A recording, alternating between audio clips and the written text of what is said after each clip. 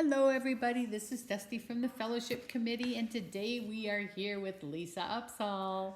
You're going to get to have material on her that you can, use as blackmail or whatever, maybe. I don't know. You never know. But anyway, thank you for letting me do this. We appreciate it. So, when did you become a member of our church, and what influenced you to join our church? Became a member of this church in 1983. Kevin and I married and moved to Yankton, both for jobs that we had. And as far as joining the church, I did not grow up in this denomination. I grew up in Missouri Synod Lutheran denomination and didn't know any different. And then I met Kevin and met Kevin's parents, who many in the congregation know Paul and Marlene. Paul was a UCC minister. So it was just kind of it was an easy fit, an easy move to, and the older I get and the more I think that the doctrine, the denomination itself is a much better fit for me. Yeah.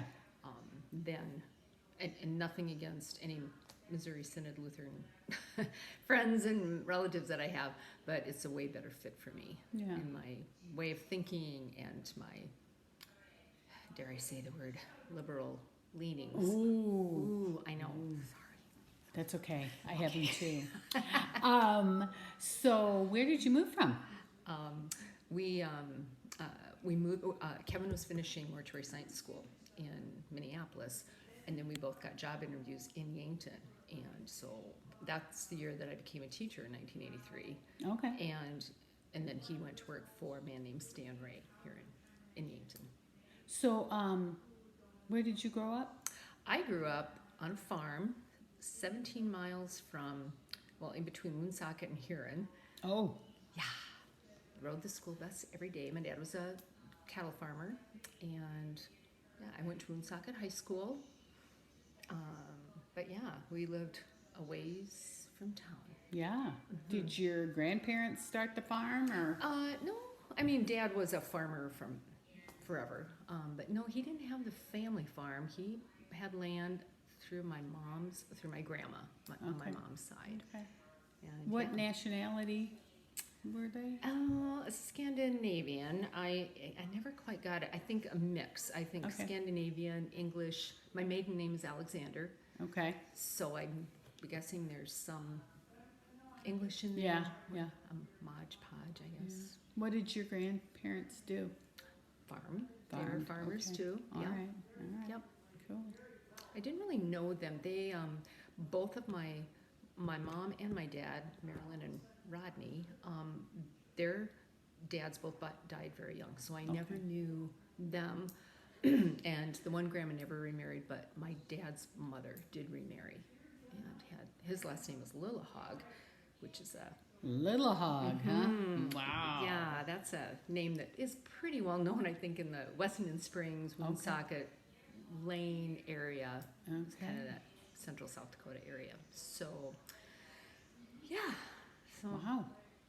So I knew the step grandparents, but I didn't know either of my, blood grandfathers, I guess. So, did you do any sports or activities when you were in high school? I did.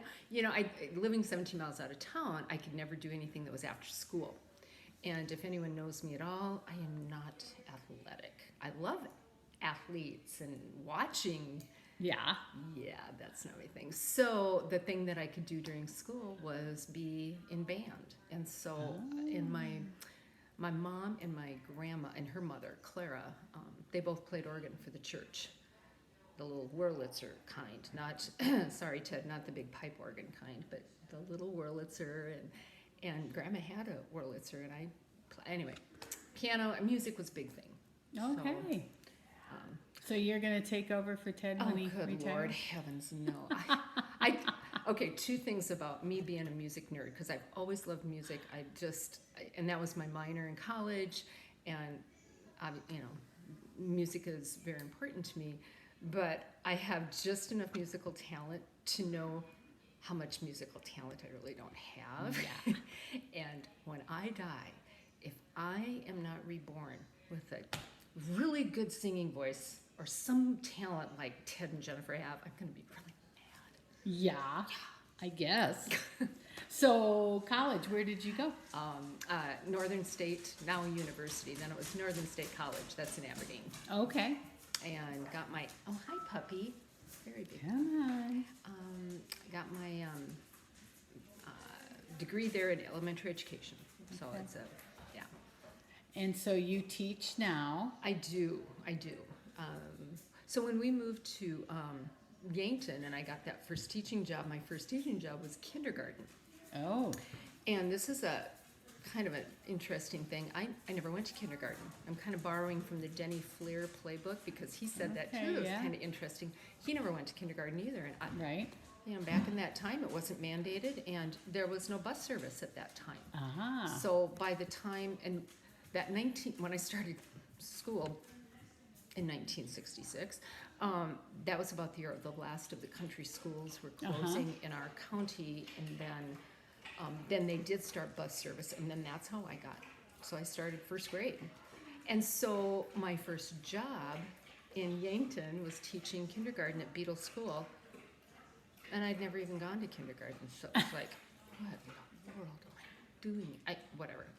Got through it. And I taught kindergarten for 4 years, and then I transferred to another building. I taught at Beetle, I taught at Webster School, and then I transferred and did first grade for a couple of years at Stewart School. Okay. And then I ended up in fifth grade, so Yeah.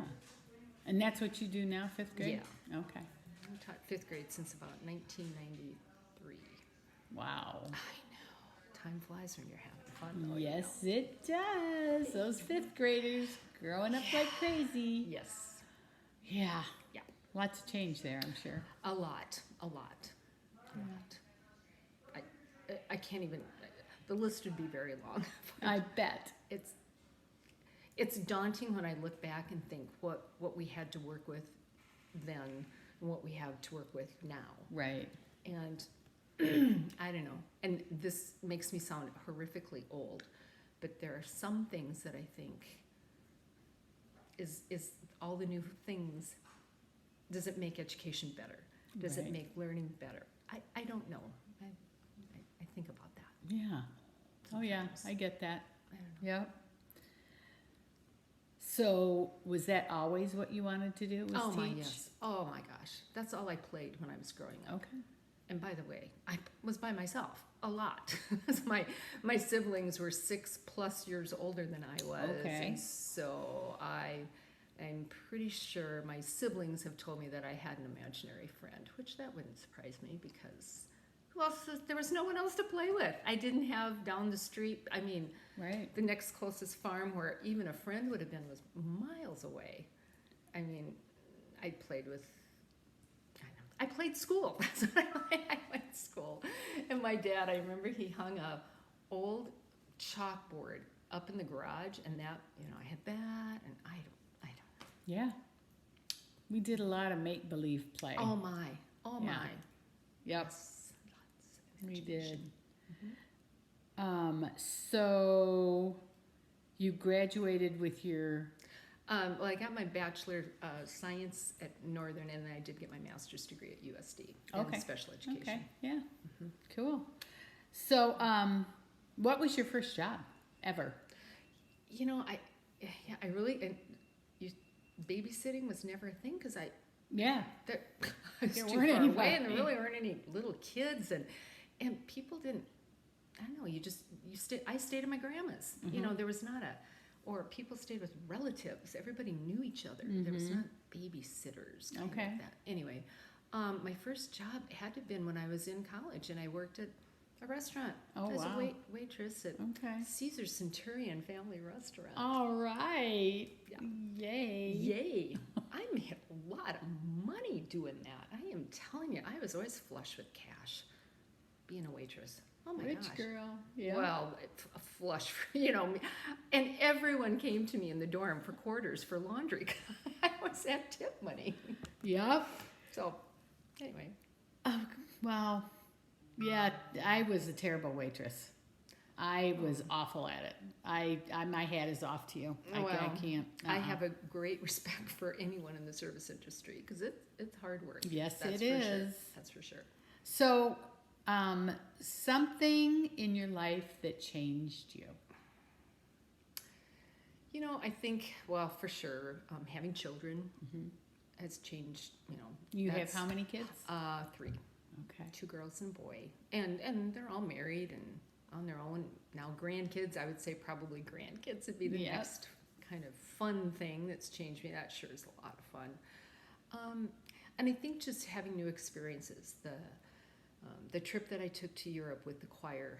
A lot of people have said Oh that. my, you know, that was just such a wonderful trip. And to be able to see places other than, Yeah. you know, South Dakota. And I love South Dakota. I love where I live.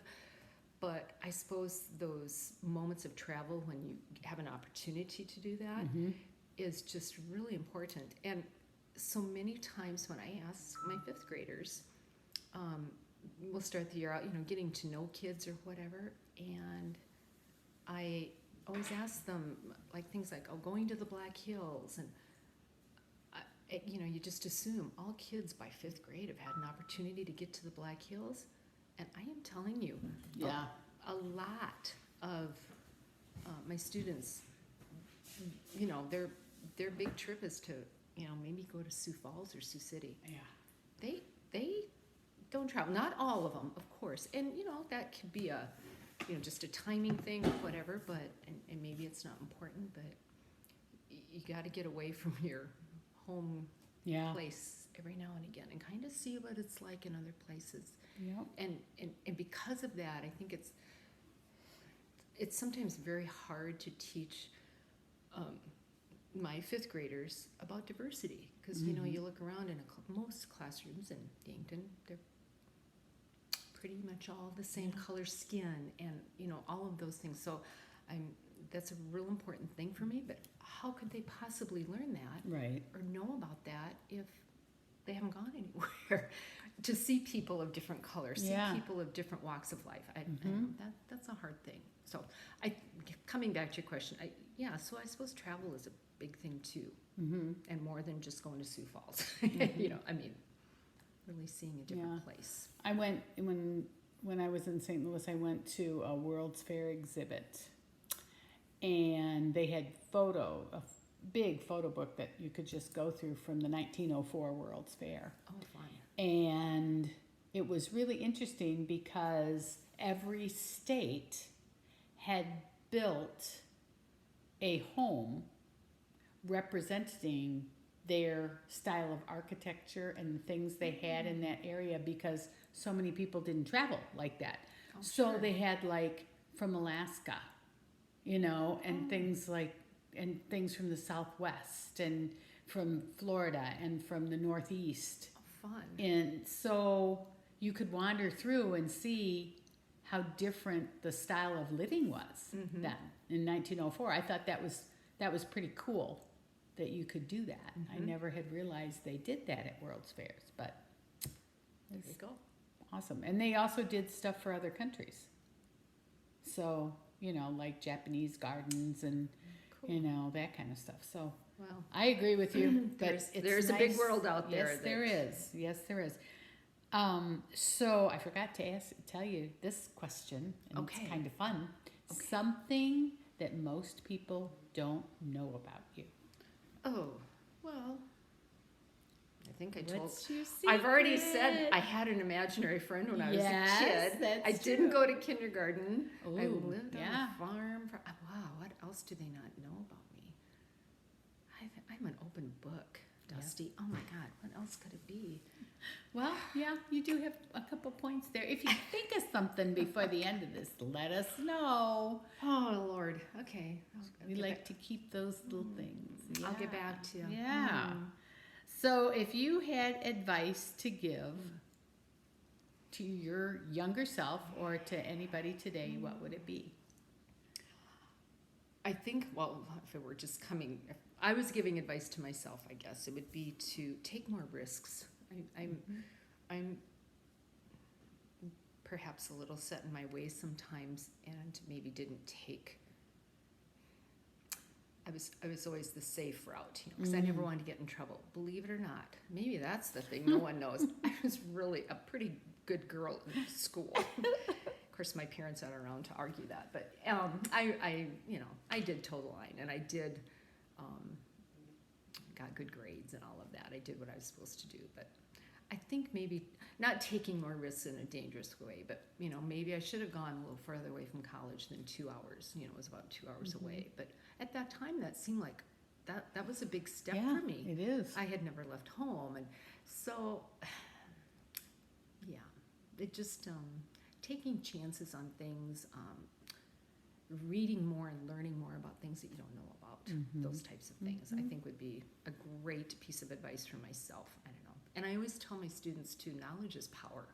The more you know, the better you can understand in a situation or an event, or make sense of the world a little bit. So just being a learned person, that's why I'm a teacher. That's really important to me. Yeah. So I don't know.